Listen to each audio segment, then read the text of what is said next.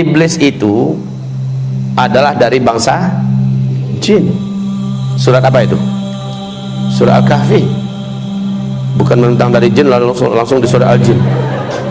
Di surat Al-Kahfi Allah sampaikan bahwa iblis itu sebenarnya adalah asalnya bangsa jin yang sangat soleh dan taat. Dia sangat soleh, kalau kata orang Padang siak bana, betul-betul soleh, taat. Tidak ada dosa yang dilarang Allah yang tidak mereka kerjakan. Hobi menumpahkan darah di mana-mana, membuat kerusakan di muka bumi. Lalu Allah Subhanahu wa taala utus para nabi-nabi, malah dibantainya nabi-nabi. Nabi-nabi dari bangsa jin juga ya, dibantai oleh mereka, dibunuh oleh mereka. Sampai pada limit terakhir Allah perintahkan seluruh malaikat bala tentara tempur dari langit turun ke bumi, habisi seluruh jin yang ada. Bumi akan diganti dengan penghuni baru ya.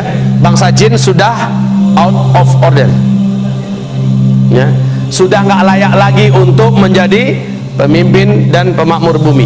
Disuruh malaikat-malaikat turun, malaikat-malaikat tempur. Walillahi junudus samawati, Allah memiliki bala tentara di langit, disuruh turun untuk ngabisin bangsa jin. Tahu enggak Bapak Ibu, siapa yang diangkat oleh Allah menjadi panglima perang? Namanya waktu itu belum iblis ya, namanya ketika itu masih Azazil. Ini ada dalam kitab tafsir Al-Hafiz Ibnu Katsir ya, namanya saat itu masih bernama Azazil. Jangan kasih nama anaknya Azazil nanti. Lalu turunlah panglima perang ini, yaitu Azazil, dengan memimpin seluruh malaikat-malaikat tempur. Semua bangsa jin yang ada di muka bumi diratakan, dibunuh. Yang dibiarkan hidup oleh Allah adalah yang melarikan diri sembunyi, masuk ke gua-gua, masuk ke hutan, sembunyi di pulau-pulau, dibiarkan oleh Allah, jangan dikejar, biarkan saja mereka tersisa hidup. Nah, ini cikal bakal calon pelanjut bangsa jin ke depan ya. Lalu setelah selesai, malaikat-malaikat tempur naik kembali naik. Azazil juga naik ke atas. Bapak Ibu, Allah kemudian menyampaikan kepada mereka semua, inni ja'ilun fil ardi khalifah. Saya punya misi akan menciptakan pengganti baru yang akan memakmurkan bumi. Iblis merasa bangsanya sendiri sudah dihabisi, sekarang diganti, jadi nggak nyaman dia, diganti dengan makhluk baru. Dia coba hasut para malaikat yang ada, si Azazil ini, sampaikan pada Allah, nanti akan terulang kembali kisah lama. Orang kamu numpahkan darah buat kerusakan, ya kayak lama-lama aja. Ya udahlah, kita aja lah, kita aja makhluk Allah, khusus nyembah Allah. Bahasa Azazil ini disampaikan oleh malaikat kepada Allah. Qalu ataj'alu fiha man yufsidu fiha wa yasfiku ad-dima wa nahnu nusabbihu bihamdika wa nuqaddisu lak. Qala inni a'lamu ma la ta'lamun. Para malaikat menjawab, termasuk si Azazil, jubirnya Azazil, ya Allah, apakah kembali akan engkau ciptakan di muka bumi makhluk-makhluk baru yang nanti akan membuat kerusakan dan pertumpahan darah seperti yang sudah-sudah? Cukup kami ya Allah, cukup kami sebagai makhlukmu, kami akan menyembahmu seperti yang sudah-sudah, kami tidak akan berbuat dosa seperti yang telah kau saksikan ya Allah. Please ya Allah, nggak usahlah. Lalu apa kata Allah? Inni a'lamu ma la ta'lamun. Saya ini sudah punya strategi dan rencana yang kalian tidak tahu, dan kalian akan lihat apakah mungkin makhluk ini akan berbuat dosa jika dia punya bekal seperti yang akan berikut ini. Dengan kun fayakun, Adam pun tercipta. Dan iblis tahu, Azazil ini tahu dari apa Adam diciptakan. Seluruh mereka tahu dari tanah liat, saripati tanah liat. Tanah liat itu di bawah ya, biasa posisinya dalam tanah, keinjak-injak dan agak sedikit bau.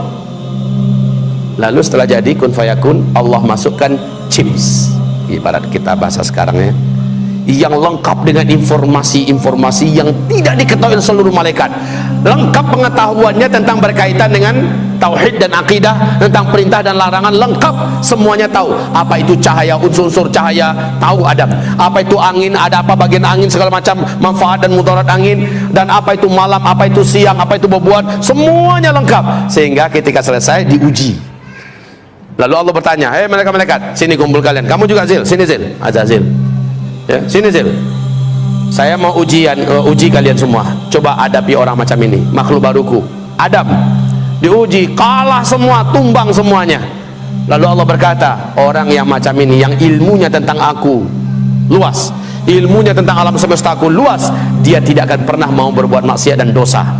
Makanya dikatakan innama yakhsyallaha min ibadihil ulama, yang paling takut kepada Allah dari seluruh hamba-hambanya adalah orang-orang yang berilmu. Jadi orang yang berilmu tidak akan berani berbuat maksiat karena dia takut kepada Allah. Setelah itu memanglah sujudlah para malaikat, karena Allah perintahkan sujud. Nah, si Azazil yang dari awal memang menyimpan sesuatu di dalam dadanya, yaitu hasad,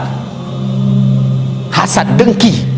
Dia tidak rela dan dia tidak mau kalau orang senior yang hidupnya telah teruji selama ini patuh dan tunduk pada Allah, masa dia yang harus sujud pada junior yang baru saja jadi. Lalu dia nggak mau. Allah berfirman, ma mana'aka la tasjud li Adam. Apa yang menghalangi kamu tidak mau sujud? Apa jawaban iblis? Saya senior ya Allah.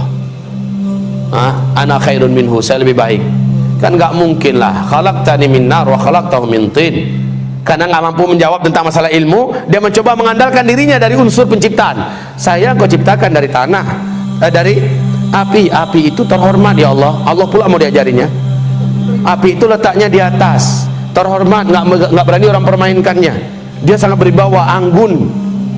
Sementara tanah, engkau ciptakan Adam dari tanah liat, hitam, bau, busuk, di bawah lagi keinjak-injak. Masa iya api sujud pada tanah? Sorry ya Allah. Ya, lalu Allah mengatakan, sombong kamu, keluar. Baik, Allah katakan gelar iblis saat itulah, nama kamu sudah diangkat dengan nama baru yang menjijikkan, yaitu iblis. Aba wastakbara wa kana minal kafirin. Jadi kafirlah dia, iblis jadi kafir. Bapak Ibu, iblis kenapa bisa jadi kafir? Kan dia soleh, kan dia taat. Kenapa dia jadi kafir? Awas, hubungkan kajian kita dengan la ilaha illallah loh.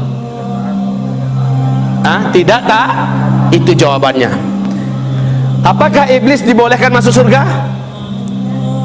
Lan tadkhulaha abadan. Engkau sekali-kali tidak akan berhak menjadi ahli surga selama-lamanya. Iblis punya kunci enggak? La ilaha illallah. Iblis yakin enggak dengan Allah? Pasti. Iblis mengimani Allah tidak? Pasti, ya kan? Pasti. Tapi iblis punya kunci enggak la ilaha illallah? Punya enggak? Punya. Cuma sayang patah salah satu giginya. Disuruh sujud kepada Adam, dia tidak mau. Bukankah salah satu gigi daripada gigi-gigi la ilaha illallah adalah wajib mengikuti perintah-perintah Allah dan mentaati larang-larang Allah, wajib. Iblis di situ nggak mau sujud kepada Adam, itu nggak mau dia. Satu saja syahadat Allah yang ditolaknya menjadikan dia dikatakan Allah kafir. Awas, ini zaman banyak nggak orang menolak ayat Allah. Ini zaman banyak tidak orang menolak syariat Allah. Banyak. Ini zaman banyak tidak ulama-ulama kiai-kiai yang berani-beranian melecehkan, menghina, menyudutkan ayat-ayat Allah. Banyak tidak? Banyak. Nasib orang itu bagaimana menurut Allah? Sama nggak dengan iblis? Buka surat Muhammad ayat 8 ayat 9. Surat 47 ayat 8 ayat 9. Allah katakan dalam ayat itu, siapa yang membenci satu saja di antara ayat Allah, kafir dia. Satu saja ayat Allah dia benci, dia tolak, dia musuhi, kafir dia. Kayak iblis. Iblis satu saja perintah Allah ditolaknya, maka iblis menjadi kafir.